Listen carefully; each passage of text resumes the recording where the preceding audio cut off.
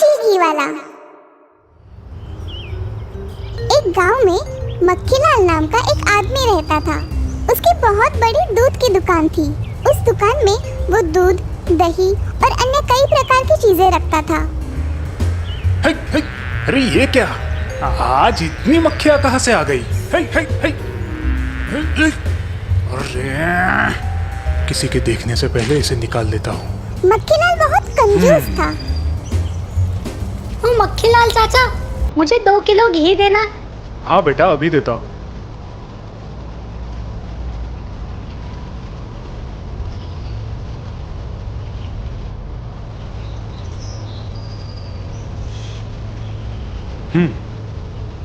अरे ये क्या मक्खीलाल चाचा, इसमें तो मक्खी गिरी है। क्या मक्खी? दिखाओ तो जरा। लड़का मक्खीलाल को घी का डिब्बा दिखाता है। रुको बेटा, मैं तुम्हें अभी दूसरा घी का डिब्बा देता हूँ। मक्खीलाल उस घी के डिब्बे में से मक्खी निकालता है और वही डिब्बा उस लड़के को देता है। लो, ये लो बेटा, अब ठीक है ना? हाँ मक्खीलाल चाचा, चलो अब मैं चलता हूँ। तभी उसकी दुकान में राजमहल से 2 सिपाही आते हैं। सुनो मक्खीलाल, दोपहर तक 40 किलो घी राजमहल तक पहुंच जाना चाहिए। हाँ हाँ, मगर इतना घी? आज राजमहल में दावत है क्या? हाँ, आज महाराज ने सभी मंत्रियों के लिए दावत रखी है। ठीक है, चिंता मत करो, आपको घी वक्त पर मिल जाएगा। सिपाही वहाँ से निकल जाते हैं और मक्खीलाल घी बनाने की तैयारी शुरू कर देता है। सुनो सुखीलाल, आज दोपहर तक 40 किलो घी राजमहल में पहुंचाना है। चलो जल्दी जल्दी काम पर लग जाओ। पर मालिक, 40 किलो घी बनाने के लिए अपने पास इतना दूध ही नहीं है। एक काम करो, जितना भी दूध है उसमें आधा पानी मिला दो। इससे काम हो जाएगा। पर मालिक, ऐसा करना ठीक नहीं रहेगा। अगर ये महाराज को पता चल गया तो वो हमें दंड करेंगे। तुम चुपचाप अपना काम करो, वरना निकल जाओ यहाँ से। ठीक है मालिक। सुखीलाल दूध में पानी मिलाता है, फिर भी दूध कम पड़ता है। ये बताने सुखीलाल अपने मालिक के पास जाता है। मालिक, मैंने दूध में पानी मिलाया, फिर भी 40 किलो घी नहीं हो रहा है। अब हम क्या करें? ठीक है, तुम बाहर जाओ और दुकान संभालो, इसे मैं देखता हूँ। ठीक है मालिक।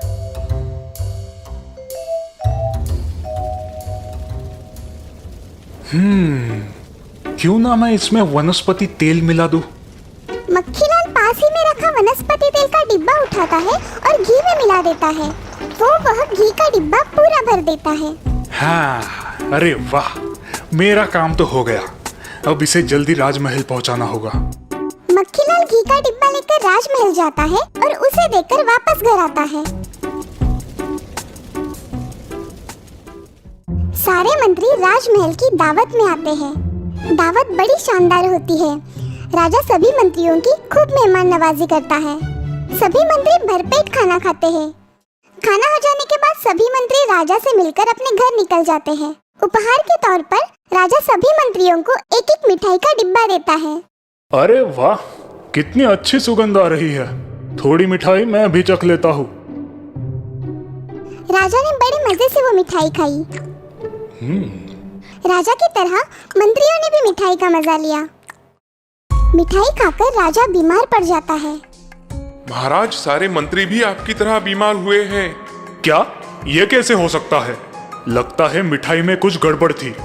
जाओ जाकर हलवाई को बुलाओ। जी महाराज।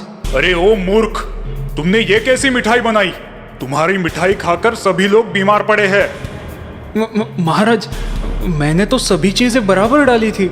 मुझे नहीं पता महाराज। महाराज, मुझे लगता है कि मक्खीलाल की घी की वजह से यह सब हुआ होगा। क्या तुम्हें पूरा यकीन है कि ये सब उस घी की वजह से बीमार पड़ गए हैं? हाँ महाराज, क्योंकि उस घी में से मुझे वनस्पति तेल की खुशबू आ रही थी। इसका मतलब मक्खीलाल मिलावट करके सभी को धोखा देता है। सेनापति, 2 सिपाहियों को मक्खीलाल के घर भेजो और नजर रखने बोलो। जी महाराज। सिपाही मक्खीलाल के घर के पास पहुंचते हैं और छुपकर देखने लगते हैं।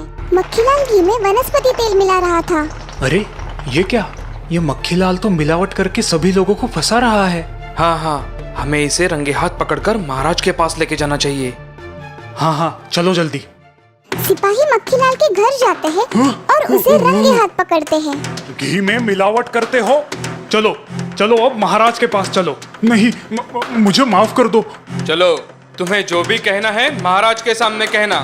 सिपाही मक्खीलाल को लेकर राजमहल आते हैं। महाराज, इस मक्खीलाल को हमने रंगे हाथ पकड़ा है, घी में मिलावट करते हुए। क्या इसका मतलब तुम सभी लोगों को फंसाते हो? मुझे माफ कर दो महाराज, मुझसे गलती हो गई। मैं दोबारा ऐसा काम नहीं करूंगा। सेनापति, इसे यहाँ से ले जाओ और काल कोठरी में डाल दो। नहीं महाराज, मुझे माफ कर दो, मैं दोबारा ऐसा नहीं करूंगा। महाराज मक्खीलाल की बात नहीं सुनते और सेनापति उसे काल कोठरी में डाल देता है। तो दोस्तों, इस कहानी से हमें ये सीख मिलती है कि लालच की वजह से हम हमेशा अपना और दूसरों का भी नुकसान कर बैठते हैं।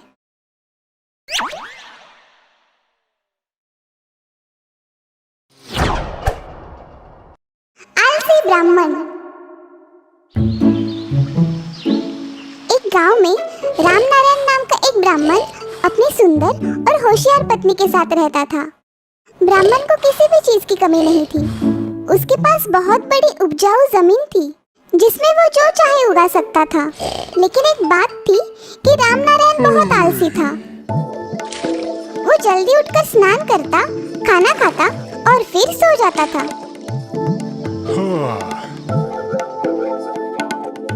अरे सुनो, मुझे भूख लगी है, खाना दो जल्दी। रामनारायण के इस व्यवहार से उसकी बीवी तंग आ चुकी थी।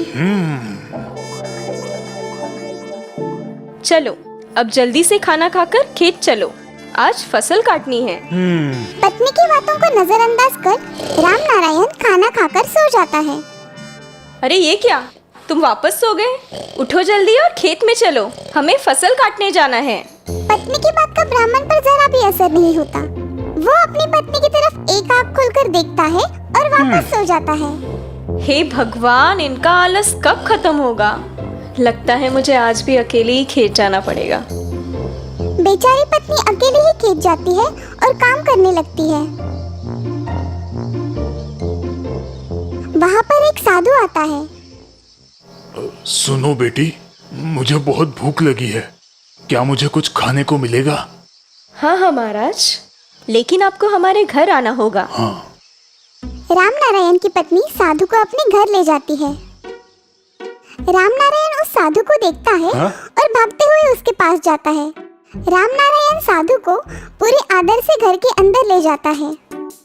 वो और उसकी पत्नी साधु की बड़ी अच्छी मेहमान नवाजी करते हैं। अरे बस बेटी बस, मेरा पेट भर गया। खाना हो जाने के बाद रामनारायण साधु के पैर दबाने लगता है। मैं तुम्हारे इस सेवा भाव से बहुत प्रसन्न हो गया हूँ। बोलो बेटा, तुम्हें क्या चाहिए? महाराज, वैसे तो मेरे पास सब कुछ है, मुझे किसी बात की कमी नहीं है, लेकिन मुझे एक गुलाम चाहिए जो मेरी सारी बात माने और मेरा सारा काम करे। ठीक है, लेकिन याद रखना, तुम्हें उसे हमेशा काम में व्यस्त रखना होगा। अगर तुमने उसे काम नहीं दिया तो वो तुम्हें खा जाएगा। साधु के जाते ही रामनारायण के सामने एक बहुत बड़ा राक्षस प्रकट होता है। बोलो मालिक, मैं आपकी क्या सेवा करूं? जाओ, जाकर खेत में उगी बेकार घास निकाल दो। ये बात सुनकर राक्षस वहाँ से गायब होता है। अरे वाह, ये तो अच्छी बात है, अब मुझे कोई भी काम नहीं करना पड़ेगा। मालिक, काम हो गया, अब मुझे दूसरा काम दो। क्या इतने जल्दी? चलो मालिक, मुझे दूसरा काम दो, वरना मैं तुम्हें खा जाऊंगा। जाओ और पूरा खेत जोत के आओ। चलो, अब उसे खेत जोतने में बहुत वक्त लगेगा, मैं जाकर खाना खा लेता हूँ। रामनारायण खाना खाने बैठा ही था, तभी राक्षस वहाँ फिर आ पहुँचा। मालिक, ये भी काम हो गया, अब मुझे जल्दी दूसरा काम दो, वरना मैं तुम्हें खा जाऊंगा। अरे आओ, अब मेरे पैर दबाओ। जो हुक्म मेरे मालिक। राक्षस रामनारायण के पैर जोर जोर से दबाने लगता है। अरे मूर्ख, धीरे से, जरा धीरे धीरे। राक्षस उसकी बात नहीं सुनता। अरे बचाओ बचाओ, रोको कोई इस मूर्ख को। अरे ये राक्षस मेरा इधर भरता बना रहा है और तुम हंस रही हो। अरे कोई तो रोको इसे। हाँ, मैं इसे रोकती हूँ, लेकिन आपको मुझे एक वचन देना होगा। वचन? कौन सा वचन? आज से तुम खुद का काम खुद करोगे और कभी आलस नहीं करोगे। हाँ मैं वचन देता हूँ, लेकिन अब इसे रोको। सुनो, ये पाँव दबाना बंद करो और घर के बाहर हमारा कुत्ता मोती है, जाओ जाकर उसकी पूंछ सीधी करो।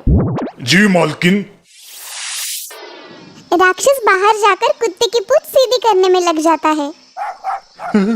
अरे इसमें क्या है, वो तो ये काम तुरंत कर लेगा। नहीं नहीं, वो ये काम कभी पूरा नहीं कर सकता, क्योंकि कुत्ते की पूंछ भी कभी सीधी होती है भला। अरे हाँ, ये तो मैंने सोचा ही नहीं। उस दिन से ब्राह्मण रोज खेत जाने लगता है और अपना काम खुद करने लगता है।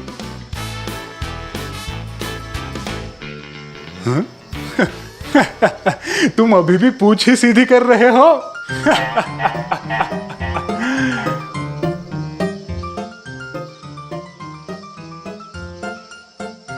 ब्राह्मण की पत्नी ने राक्षस को कौन सा काम दिया और क्यों, ये हमें कमेंट करके जरूर बताइए।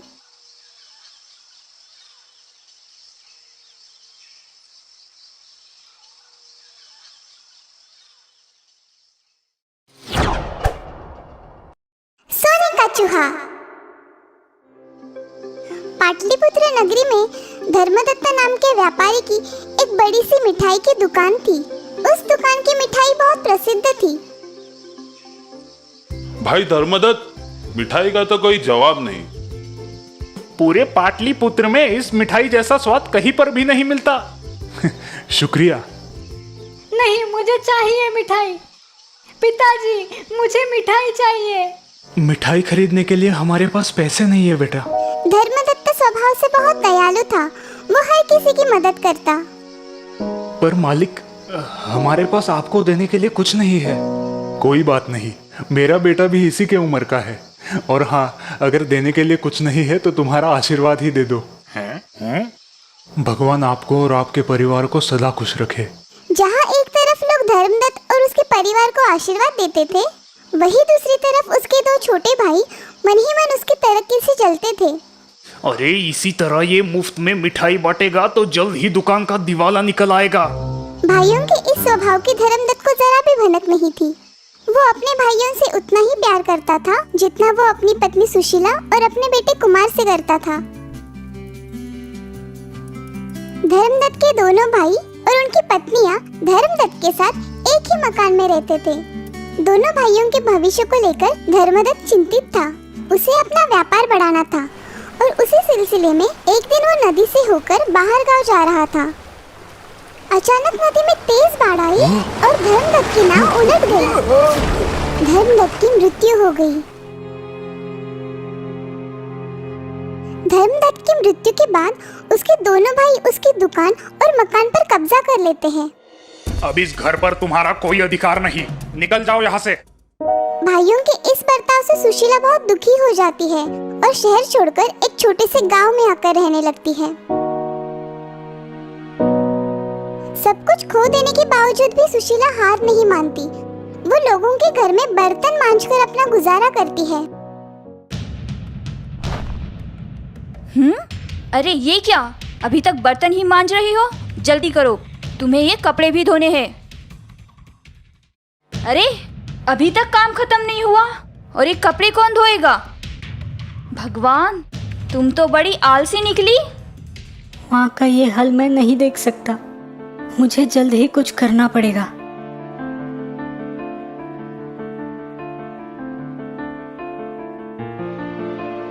क्या हुआ कुमार, इतने उदास क्यों हो? माँ, मुझसे ये तुम्हारी हालत देखी नहीं जाती। एक दिन मैं भी अपने पिताजी की तरह बड़ा व्यापारी बनूंगा, फिर तुम्हें ये काम करने की कोई जरूरत नहीं पड़ेगी। जरूर बनोगे बेटा, पर व्यापार के लिए थोड़ा धन भी आवश्यक है, वो कहाँ से लाओगे? सुना है कि इस नगरी में विशाल दत्त नाम का एक व्यापारी है जो होशियार और होनहार लड़कों को पैसे उधार देता है। तुम बिल्कुल तुम्हारे पिताजी की तरह हो। जाओ बेटा, तुम कामयाब होगे। मदद मांगने के लिए कुमार विशाल दत्त के यहाँ जा पहुँचता है। अरे भाई, मैं तुम्हें पैसे कैसे दूं भला? कोई जान ना पहचान और तू मेरा मेहमान। इनकार मत कीजिए महोदय, मैं बड़ी अपेक्षा से आपके पास आया हूँ। मैं धर्मदत्त का बेटा हूँ। मेरे पिताजी बहुत बड़े व्यापारी थे। क्या सच में तुम धर्मदत्त के बेटे हो? अरे धर्मदत्त तो काफी होनहार और काबिल व्यापारी था, लेकिन मुझे तुम में ऐसी कोई बात नजर नहीं आती। मुझे एक मौका दीजिए, मैं आपको निराश नहीं करूँगा। कुमार की बातों से विशाल दत्त प्रभावित होता है। वो कुमार के हुनर को आजमाने की सोचता है। तभी उसकी नजर एक मरे हुए चूहे पर पड़ती है। एक होनहार और कुशल व्यापारी इस मरे हुए चूहे को लेकर भी बहुत कुछ कर सकता है। क्या तुम में ये काबिलियत है? कुमार मन ही मन निश्चय करता है।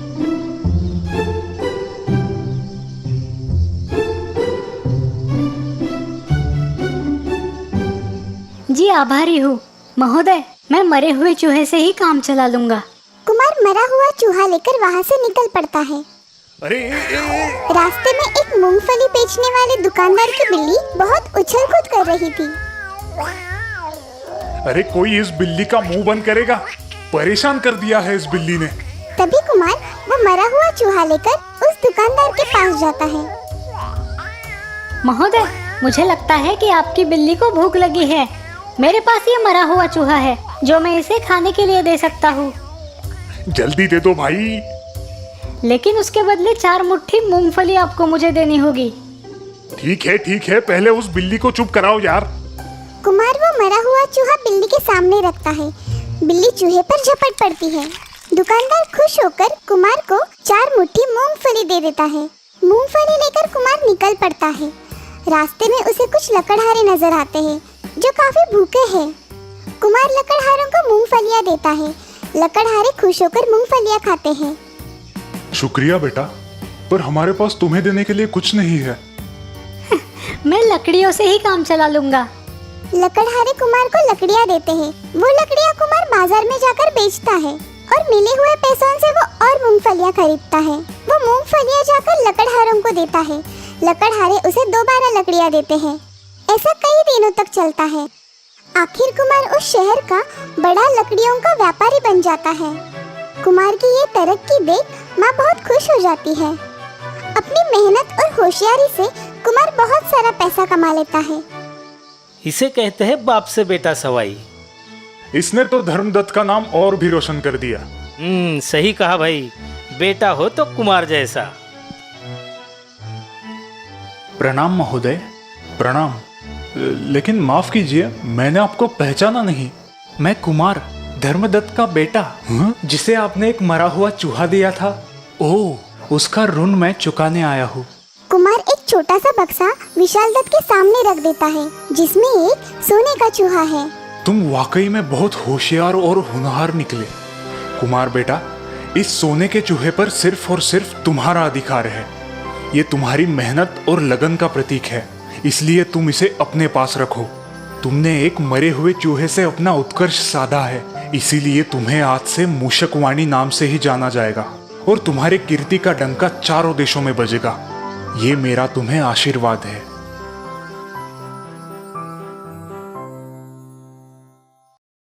दोस्तों, कुमार विशाल दत्त को सोने का चूहा क्यों देना चाहता था, ये आप हमें कमेंट करके जरूर बताइए।